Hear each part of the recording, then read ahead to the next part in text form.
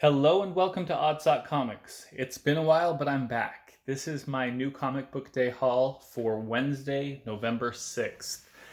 And I'll talk a little bit about why I haven't been posting, but I'll do that during the process.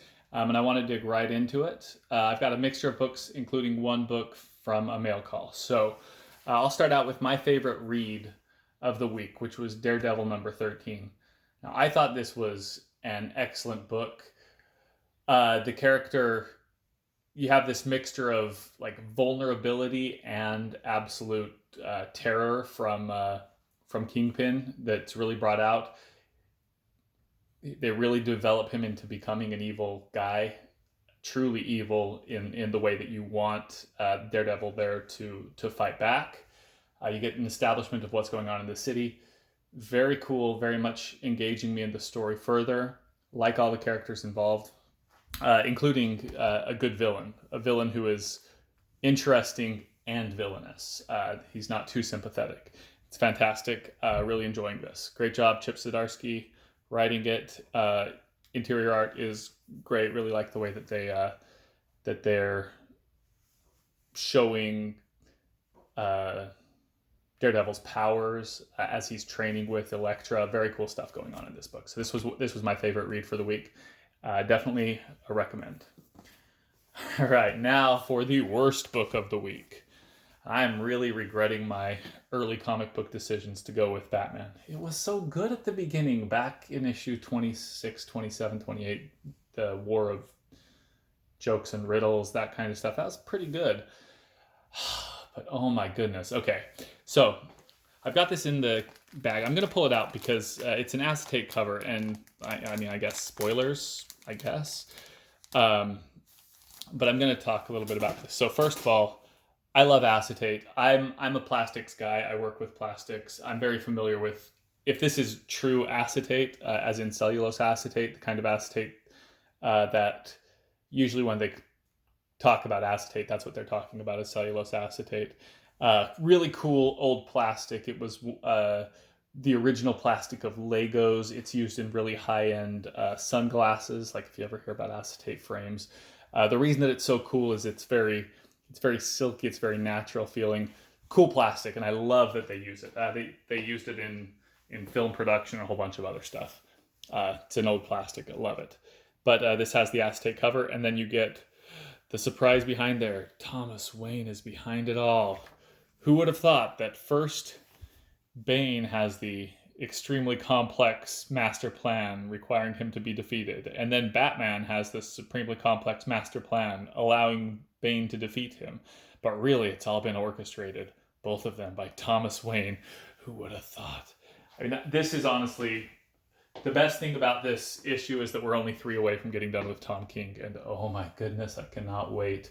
This is a terrible book. Okay, so first we have, I'm not going to get too far into this, but you've got Batman being a punk, and then he says, yeah, well, I lied. So good old Batman being a stinking liar and cheating to beat somebody. I mean, yeah, you got to beat him, but don't set up something where you have to be a wimp requiring someone else to help, and backstabbing and all that stuff. You've just lost all of your heroism. I have no interest in you as a character. Garbage. But this acetate is fantastic. I love this. I'm playing with it. I'm digging it. I may buy a couple of these other acetate covers just to enjoy it.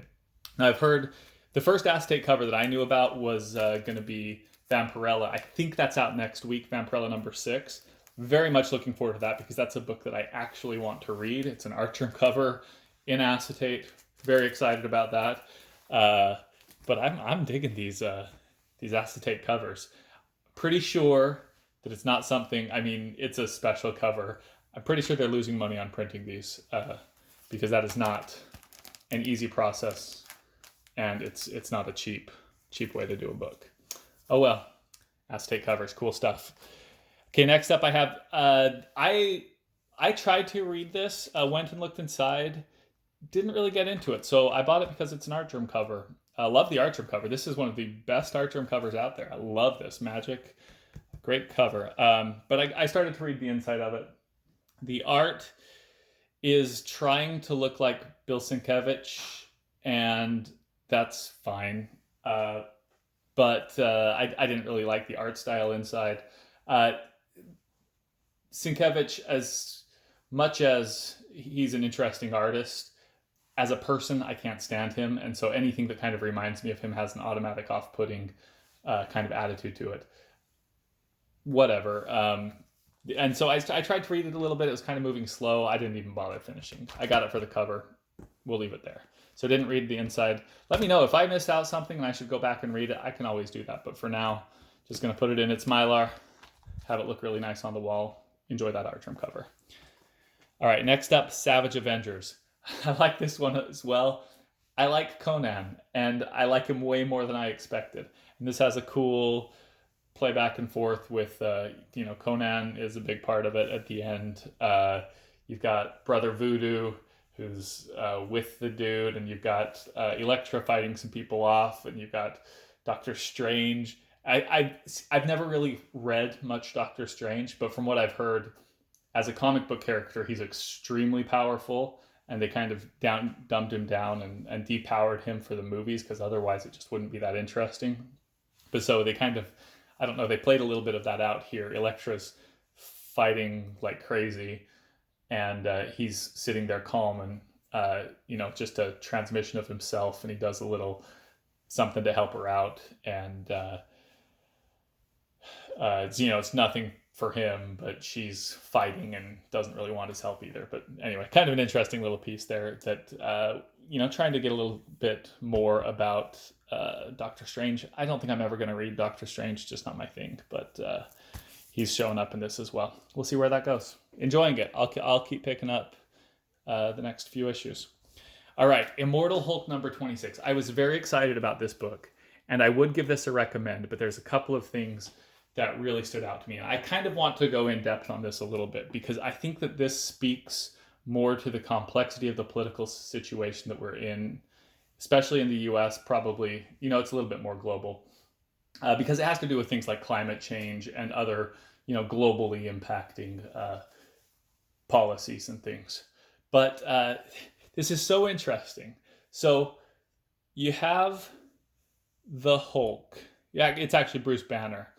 And you have him doing some big actions, but he almost comes off, he really comes off as a terrorist. He is threatening a targeted terrorist attack using the Hulk as a weapon. And he's threatening that, and he's gonna do it. And he's doing it because he hates humanity. And that really looks like a villain. This is Hulk becoming a villain. And so you're like, yeah, all of that. But then in the midst of that, the drive for him to do that is this talk of the unsustainability of humanity, the unwillingness of governments to address climate change, not even governments, but people in general, the trading off of short-term profits for the long-term well-being of humanity. All of these kinds of things that are very kind of political left ideas, and that's what turns him into a villain. And I don't think that anyone would say that that's what Al Ewing is trying to do with this story, but it plays off, and it plays off well, because the obsession with those kinds of things led him down a path that turns him into a villain, essentially. And even with this, he's lost all hope. He's hopeless, which I can see with some of, I have friends that have gone very far left, and they talk in hopeless terms, and you try to talk them back. And that's kind of one of the pieces that goes on in this story, where he's talking to Amadeus Cho, and Amadeus Cho is trying to bring some level of hope back into it all. And the Hulk, Bruce Banner, won't have any of it, and just goes down this trail. And if you take issue 25 into account as well, where the ultimate end of this path is he becomes the husk of the one below all, and he's the absolute destroyer way out in the end.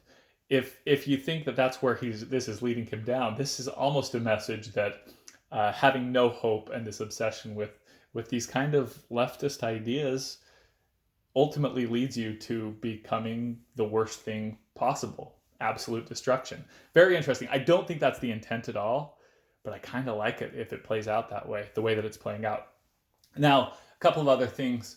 The ultimate bad guy in this is a corporation. It's the Roxxon Corporation, which I didn't know much about. I started reading Hulk, God of Thunder, and that's a big piece of the back half of that run. So I know a little bit about Roxxon Corporation. I've heard that it pops up in some of the MCU, although I never noticed it. But Roxxon originally, I think, was an oil corporation in the Marvel Universe. It's since become a giant conglomerate that owns all kinds of things. But it's obviously, it's meant to kind of mirror the real organization of Exxon. And then interestingly, they also have a news branch, Rox News, which shows up here. And Rox News appears to me to be trying to imitate Fox News and kind of the spin that they put on everything for kind of corporate right-wing tendencies. So they're kind of using these real-world analogies for this corporation. And then the interesting thing is that, not the interesting thing, but in the fictional world, it's headed by this super bad guy, and he brings everybody from the board into the room to tell his ultimate bad plan. Now, as a plot device in a fictional world with superheroes, that's fine. I enjoy it. But it's built on some attempts to connect it to real world events, and that it absolutely does not. I mean, I've been involved with some pretty big corporations that are similar to Exxon, that Roxxon is developed after. I've been on investor calls with those. I've prepared the work for the CEO to be able to address investor calls. Like, the CEO does not have some master plan in any of these organizations. Nothing close like that. No evil ultimate plan. I mean, what the CEO is constantly worried about is addressing the questions and concerns of the investors. Like, the investors are what run this. If they get too loud, or if they're pressing a specific way, they want an answer on a specific problem, that's what drives what the CEO does. There's no master plan that's in the back of his mind. Now, that's not true about their personal life. Their personal life can be pretty messed up and pretty, villainous. But when it comes to running the company, there's no master plan. There's no conspiracy. They're not trying to design. In this book, they talk about, what do they call it? Disaster capitalism, something like that. Referring to this idea that you can make money off of disasters. And that leads to more disasters and more money, and kind of this loop, this spiraling effect where once you get on it, it's impossible to get off. That you just keep making more and more disasters, climate change being a big one here. Anyway, so that's kind of what's maneuvering in Banner's head and causing him to want to take action against them. But there's nothing like that going on with corporations in the real world. They're so much duller than that. There's no evilness in corporations. There's a great thing about them is that there's a predictability to them. The investors that they care about are people that They're the people that it's a little bit complicated.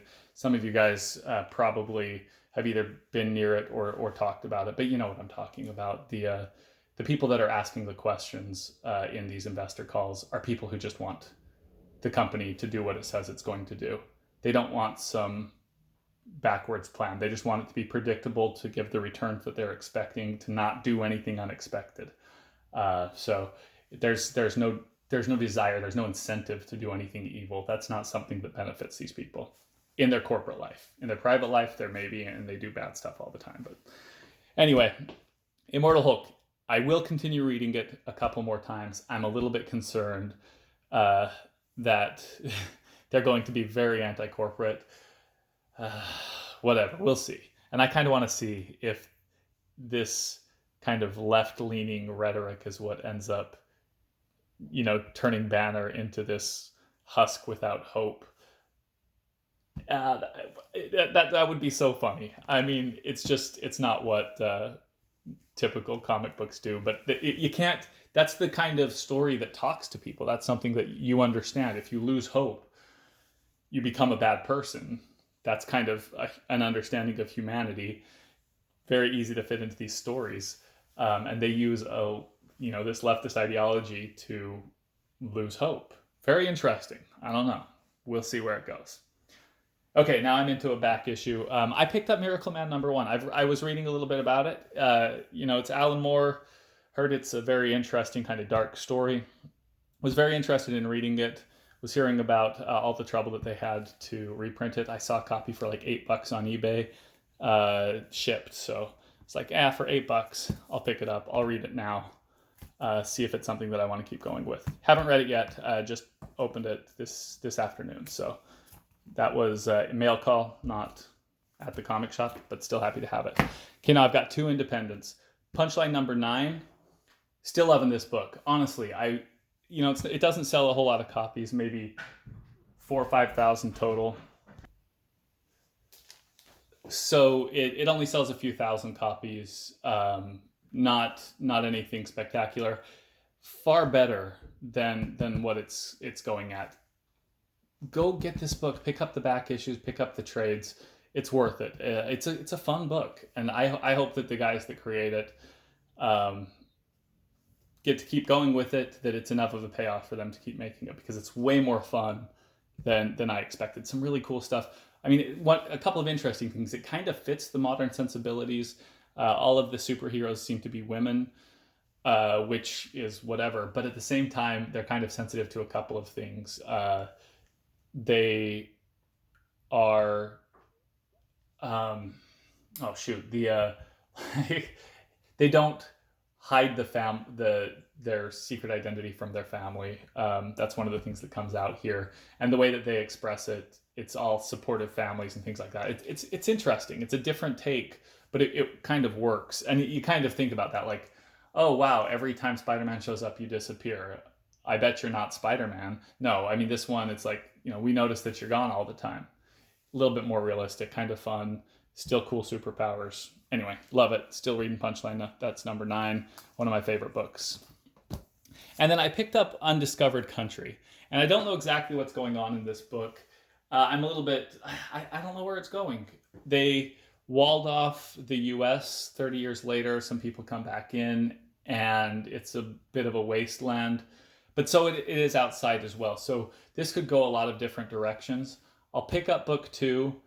I don't know how I feel about it. I think that this is one that, people kind of like seeing the US fail. I personally don't. I want to see one where the US is the best country in the world. Personally, that's what I like. Why not? But people like to crap on the US all the time. It gets a little old. That's all. If this is another book where they're going to say, the US is bad, it's like, I've got enough of that. I don't need to hear that anymore. So we'll see. I'll pick up book 2 when it comes out. Maybe I'll just get rid of it. But I did like this cover. I thought that was a cool cover. Anyway, okay. So that was it for the books today. Now, I did one other thing kind of fun a couple weeks ago. I bought some Silver Age books.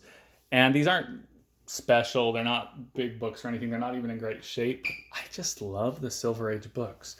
I love the art in them. I love the size, the color. This is really something that I've got. I have 12 up on my wall right now. That's about all I really have. But I'm going to buy more. I'm going to buy them when they're a little bit cheaper if I can find them, just because they're fun. Not necessarily because they're specific books that I want.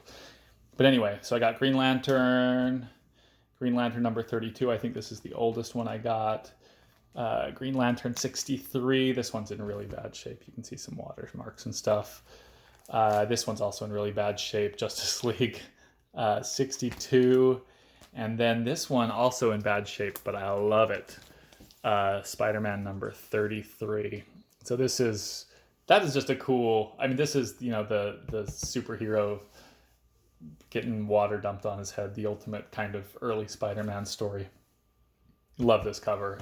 Very happy to have this one. Even if it's got a rib, it's kind of beat up. I still love it. So this has been a fun, kind of got me into some older books. I want to go grab some So the pacing in older books is very different from modern books, and it's kind of hard to get into them. If I guess if you grew up reading them, it's much more natural, and it might be a little bit harder to get into new books if you've been reading those. But it's the opposite for me. So it's hard for me to read these new books. But I enjoy them. I love looking at them. I love fingering through them, but I don't really care to read the stories because the pacing is a little bit off. So a summary is usually better for me than going page by page. But anyway, just wanted to show those. Love them. They're going right back up on my wall. And okay, so I said I'd talk a little bit about what's been going on. I've tried a couple of other things to keep my hobby going. I've been reading a lot. But I wasn't sure if videos is the way that I wanted to do things, and it still may not be, but I like to talk about these things, and video is one place that I can do that. But I've been reorganizing the room that I keep my comic books in. It's becoming a little bit more mine, so I got rid of some bookshelves that were in the way. I've still got a lot of other stuff that I'm cleaning out of it, but getting closer. So when I get it close enough, I'll have a setup where I can do videos a little bit easier, and then they'll be a lot more regular. In the meantime, like right now, I'll actually show you. So we're gonna do a little tour of my mess of a room. Not very big, but this is basically a two long boxes with a piece of cardboard on top of them. Then I've got like my file cabinet and my other boxes, nothing too interesting, but one thing, let me just show you two things. I got to be kind of careful about how I go about this. I've got some original art that I got there. I'll explain that at a future time. And then let me go up here a little bit. So here you can see the crack in my wall. Here's my wall of silvers and a couple of bronze, maybe copper. I don't know exactly when the dates go off, but that is my comic wall. And I'll just stop this here for now. But this room is becoming very much my room, and I'm looking forward to it. I'm having a good time, still enjoying the hobby, and still very happy to talk about this. So I'll be engaged with the community, and I love it. Thank you.